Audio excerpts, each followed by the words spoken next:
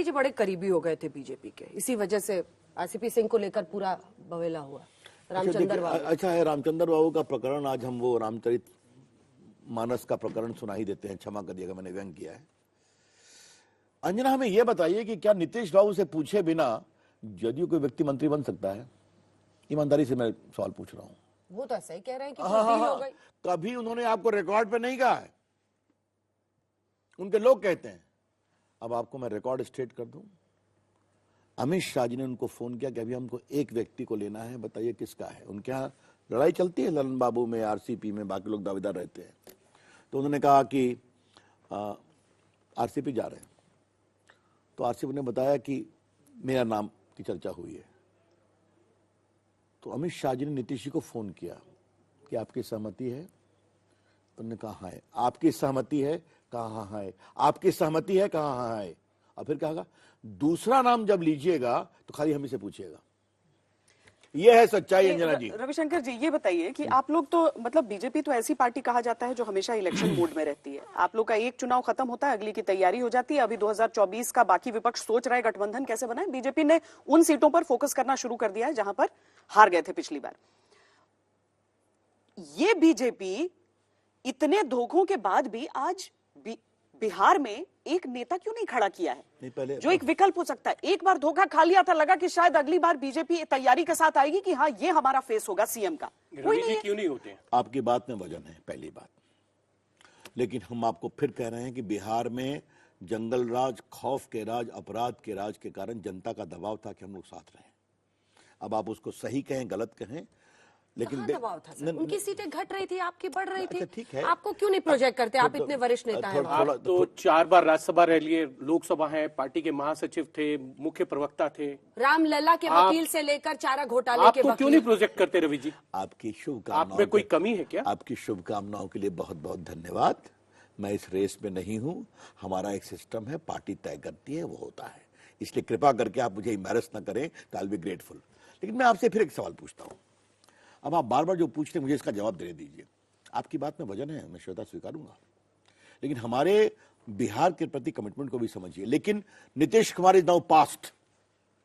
अभी हम बिहार घूम के आए 3-4 जिले, बाकी जगह घूम रहे हमारे सारे लोग। बिहार के लोगों में बहुत गुस्सा है इनके कारण। ये क्या किया नीतीश जी ने? क्यों किया? उनके समाज के लोगों में गुस्सा है। वो तो सर आपको देखकर, आपके लोगों को देखकर बोलते हैं। सर छोड़िए, सुनिए मेरी बात। मंडल की राजनीति, दिस इज मंडल पार्ट 2 इन बिहार, और आपको उसका सामना करना पड़ेगा। कमंडल कहीं हवा में ना उड़ जाए उसके सामने। देखो अंजना, मैं आपको एक जवाब देता हूं। मंडल कमंडल आपने बहुत कहा, कमंडल मंडल को कई बार पटक चुका है, मालूम है ना आपको। लेकिन आप लोग जो एक बात नहीं समझती हैं कि नरेंद्र मोदी जी की अगुवाई में जो देश बदला है, देश में एक नई आशा, नई अपेक्षा, और मोदी जी को देश के गरीब कहते हैं, ये हमारा नेता है, ये हमारा व्यक्ति है। और कल देखिए नरेंद्र मोदी जी ने क्या कहा, जो मजदूर ने बनाया कर्तव्य पथ, वो 26 जनवरी को हमारे अतिथि होंगे परेड में। ये देश में एक नई सोच है। 80 करोड़ लोगों को खाना खिलाया तो वो एक नई सोच है। 200 करोड़ लोगों को मुफ्त टीका लगा वैक्सीन का, तो एक नया संकल्प है। तो आज एक बहुत बड़ी बात एक संपादकीय में लिखी है श्वेता, बड़े अखबार ने, कि विपक्ष के लोग एक बात समझ नहीं आते हैं कि Modi ji does not only erase, he also creates. तो आज एक नई राजनीति देश में आई है, तो आप उसको मंडल कमंडल, देवेगौड़ा जी, चंद्रशेखर जी, गुजराल जी उसी फर्मे में देख रही हैं। वो फर्मा खत्म हो गया।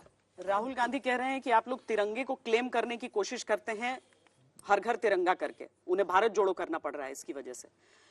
आप लोग सिर्फ सिंबॉलिक चीजें करते हैं, मूर्तियां हटाना, मूर्तियां लगाना, चाहे वो इंडिया गेट को बदलकर वहां से आप अमर जवान ज्योति ले जाते हैं, आप समर स्मारक में लगाते हैं। ये सारी चीजें आप लोग सिर्फ खिलवाड़ करते हैं ताकि आप लोग वोट ले सकें उसके नाम पर।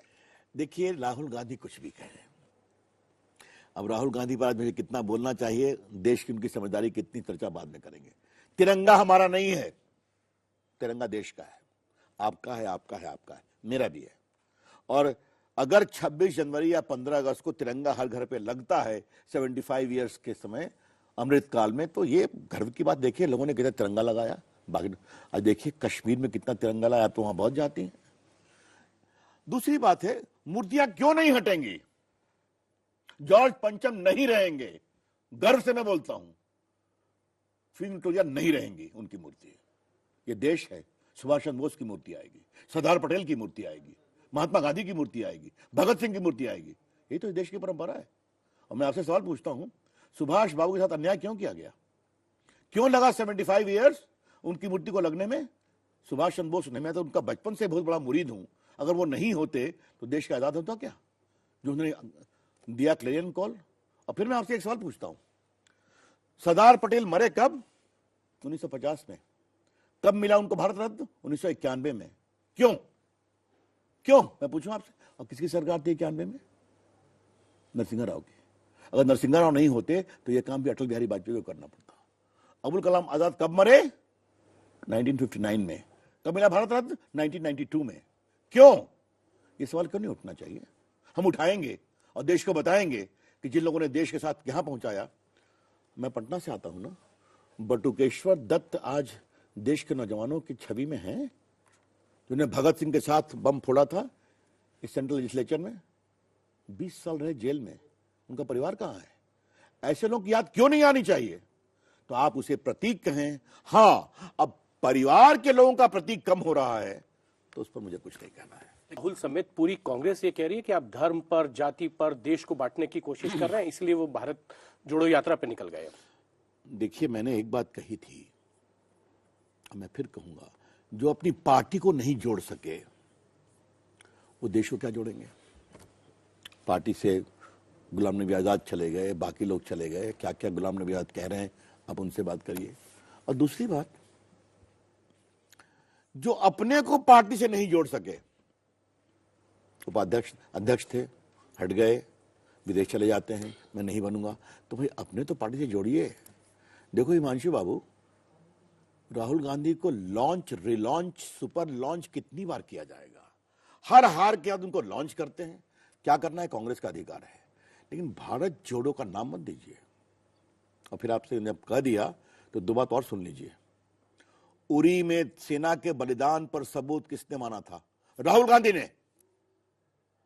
बालाकोट पर जब सेना ने इतना जबरदस्त हमला किया था, सबूत किसने मांगा था? राहुल गांधी ने। आज तक सेना के बलिदान, साहस का सबूत देश नहीं मांगता, राहुल गांधी मांगते हैं और कहते हैं देश जोड़ने चले हैं। मजहब के आधार पर आप देश को नहीं तोड़ते हैं। सवाल ये इसलिए पूछा जाता है, मदरसों का सर्वे हो रहा है, बाकी स्कूल्स का पता नहीं। ब्लैक बोर्ड है, शर्मा टीचर कहते हैं कि मुसलमानों के वोट नहीं चाहिए हमें। हम आपको एक बात का जवाब दें अंजना, मुझे सौभाग्य मिला कि मोदी जी ने मुझे कानून मंत्री बनाया था, 3 तलाक में लाया था। देश ने उसको देखा। 3 तलाक का विरोध सोनिया जी ने क्यों किया था? महिला है ना। 3 तलाक का विरोध ममता जी ने क्यों किया था? महिला है ना। इस्लामिक देशों में 3 तलाक पर पाबंदी आ गई, यहां इतनी बार में मुझे 3 बार कानून को लाना पड़ा। ये है वोट बैंक पॉलिटिक्स। वकील है सर आप, ट्रैक क्या आसानी से आपने चेंज किया? मेरे सवाल का जवाब दीजिए। कानून मंत्री आप रह चुके हैं। वकील नहीं है मैं, आपको सही तर्क दे रहा हूं, जवाब दीजिए आप पहले। कानून मंत्री, बुलडोजर चलना क्या संवैधानिक है? आपको किसी का घर अवैध जगह पर है, जाकर अगले दिन जो सीए एनआरसी अभी आप बुलडोजर पे कहां से चली आई? मदरसा पे थे, बुलडोजर मदरसों पर ही तो चल रहा है। वो गाईगांव असम में। मैं आपके चुने हुए मुख्यमंत्री कहते हैं हमें मुसलमानों के वोट ही नहीं चाहिए। टीचर का लिंक मिलता है किसी आतंकी संगठन से, बुलडोजर पूरे मदरसे पर देखिए, मैं आपसे एक बात कहूंगा, बुलडोजर संवैधानिक कार्यवाही नहीं, पहले बता, बुलडोजर को लेकर सुप्रीम कोर्ट में सुनवाई हुई, इलाहाबाद हाई कोर्ट में सुनवाई हुई, यही बातें तर्क की गई, कोर्ट ने उसको सही माना क्योंकि उन्होंने नोटिस वगैरह दिया था। तो मुझे आप इंडिविजुअल कार्रवाई पर जवाब देने के लिए मत पूछिए, संबंधित सरकारों से पूछिए। लेकिन सर्वे क्यों नहीं होना चाहिए मदरसों का? क्यों नहीं होना चाहिए? वहां क्या गतिविधि चलती है, स्कूल कैसा है, टीचर क्या है, बाकी क्या है, इसको करने में क्या आपत्ति है भाई? क्या आपत्ति है? नियत खराब है आपकी। वो कहते हैं ओवैसी साहब कि आप लोग ये सब कुछ इसलिए कर रहे हैं, ये छोटा एनआरसी है, अब धीरे करके एक एक मदरसे को आप लोग अच्छा, टारगेट करेंगे। देखिए, पहले मैं आपसे एक बात बता दूं कि हमारे चाल चरित्र और चेहरे के मापने के लिए अंजना जी सवाल पूछें, श्वेता जी पूछें, हिमांशु पूछे, ठीक है। अभी ओवैसी साहब को कहां मैदान ले आती हैं आप? अरे सांसद है सर देश। सांसद ठीक है, एक जगह से हैं, उनकी क्या पॉलिटिक्स है आप भी जानती हैं, मैं उन पर कमेंट नहीं करता हूं, जो जवाब देना संसद में देता हूं। लेकिन फिर मैं आपसे एक सवाल पूछ रहा हूं कि क्यों नहीं होगा सर्वे? देश में सुरक्षा जरूरी नहीं है क्या? देश पे आतंकवाद के खतरे हैं नहीं क्या? ये सच्चाई है नहीं क्या? आज पीएफआई का रेड बिहार में हो रहा है कि नहीं हो रहा है? क्यों हो रहा है? दरभंगा में, पटना में लोग पकड़े जा रहे हैं, नीतीश बाबू को जवाब देना पड़ेगा कि क्यों बीएफआई का सेंटर बिहार बन रहा है। सरकार में थे आप तब रेड नहीं कराते थे सर? जी नहीं, क्षमा करिए, सरकार में तब भी रेड हुआ था। देखिए मैं आपसे एक बात कहूंगा, ये आपने बहुत बड़ी बात कही, होम विभाग उनके पास था, मुख्यमंत्री थे, लेकिन आपसे मैं फिर कह रहा हूं, आप जो एक सवाल करते हैं कि सर्वे क्यों हो रहा है, तो मेरा जवाब उसका ये है कि देश की सुरक्षा बहुत जरूरी है और भारत को तोड़ने वाली ताकतें बहुत सक्रिय हैं। मजहब के नाम पर अगर बंटता है देश तो भी तो देश टूटता है। नहीं, मैं फिर कहूंगा मजहब के नाम पर देश नहीं टूटेगा और टूटना भी नहीं चाहिए। श्वेता जी देखिए, ऐसा है कि ये भी पॉलिटिक्स बहुत लंबी चली है। आज देश का मुसलमान भी बहुत भक्त है, और आज जब मैं आप दो तीनों के सामने आया हूं तो मैं आपको एक उदाहरण देता हूं, और मैं चाहता हूं ये देश के सामने जाना चाहिए। जब 65 की लड़ाई के 50 साल पूरे हुए तो मोदी जी ने कहा कि उसका एग्जीबिशन लगा था, तुम लोग जाओ राजपथ पर, देखो उसको। आपने भी उस पर कोई शो किया था, हम लोग सभी का अच्छा लगा। पुराने जनरल्स मिले जिन्होंने फाइट किया था, तो मालूम हुआ अब्दुल हमीद की पत्नी भी है बहादुर, और वहां पर अब्दुल हमीद का जो ड्राइवर था, जो उनकी जीप चला रहा था, जिसने पूरा अटैक किया था, वो भी आया था, बूढ़ा हो गया था, और कैसे उन्होंने 5-5 टैंक को गिराया। हम लोग उनकी पत्नी के पास गए और सीधा पैर छू दिया उन्हें, सारे मंत्रियों ने। हम नहीं देखा कि अब्दुल हमीद हिंदू था या मुसलमान था। ये देश है, और ये देश हमेशा ऐसे ही रहेगा। तो आप हेमंत बिस्व शर्मा वाले सवाल को क्यों डक कर रहे हैं? हम कहाँ डक कर रहे हैं? अगर वो कहते हैं कि मुसलमान का वोट नहीं चाहिए तो इस सवाल का जवाब आपकी पार्टी के अंदर एक सांसद मुसलमानों का नहीं है। पहले मैं ना लोकसभा में ना राज्यसभा में 3 थे, तीनों को टिकट पहले नहीं हम दिया आपने। हेमंत बिस्व शर्मा की बात करें, उन्होंने बार बार कहा है कि मदरसा मॉडर्नाइज होने चाहिए, वहाँ फार्मेसी के स्कूल, नर्सिंग के स्कूल बनने चाहिए। That's a good idea, what is wrong with that? But उन्होंने कहा कि मुझे वोट नहीं चाहिए। देखिए, किसी कम्युनिटी का आप वोट कहें कि मुझे नहीं चाहिए। उन्होंने कहा कि कुछ लोग जो वोट की ठेकेदारी करते हैं, उसके संदर्भ में कहा था। इसलिए उस पूरे इंटरव्यू को मैंने भी देखा है, आप सही बात नहीं कर रहे हैं। अब जहां तक टिकट देने की बात है, तो मैं आपके सवाल का जवाब एक काउंटर सवाल से करता हूं हिमांशु। हमें मुस्लिम वोट कम मिलता है, नहीं के बराबर मिलता है। हम सत्ता में आते हैं ना, तो हमने सबको एक नजर से देखा कि नहीं देखा? अगर बिजली हर गांव में जाएगी तो क्या मुस्लिम गांव छोड़ दिया? अगर गैस सबको मिलेगा तो क्या मुस्लिम महिलाओं को छोड़ दिया? मैंने डिजिटल इंडिया में काम किया, बाकी काम किया, तो क्या आईटी में मुस्लिम नौजवानों को स्थान नहीं मिला? क्या वैक्सीन लगी तो क्या मुस्लिम लोगों को ईमानदारी से नहीं लगी वैक्सीन? यही है, क्योंकि ये हमारा संवैधानिक दायित्व है, सबका साथ, सबका विश्वास, सबका पर विकास। मध्य प्रदेश में एक मुस्लिम महिला को प्रधानमंत्री आवास योजना के तहत घर मिलता है और घर बुलडोजर से तोड़ दिया वो जाता आपने सही कहा, उसका जवाब सरकार ने विस्तार से दिया है, उसको अलग से बताने की भी बात हो रही है। जब सरकार ने स्वयं स्वीकार किया कि वो गलती से हुआ है, तो let us leave it at that. लेकिन हम जो बात कह रहे हैं, इस बात को समझिए, और हम चाहते हैं कि आपके इस कार्यक्रम के माध्यम से मैं देश को बताऊं, सबसे तेज चैनल से, कि हम सत्ता में आते हैं तो सबको एक निगाह से देखते हैं, इसलिए देश हम पर विश्वास करता है। और देखो हिमांशु, आज कोई हम फुटपाथ की पार्टी है क्या?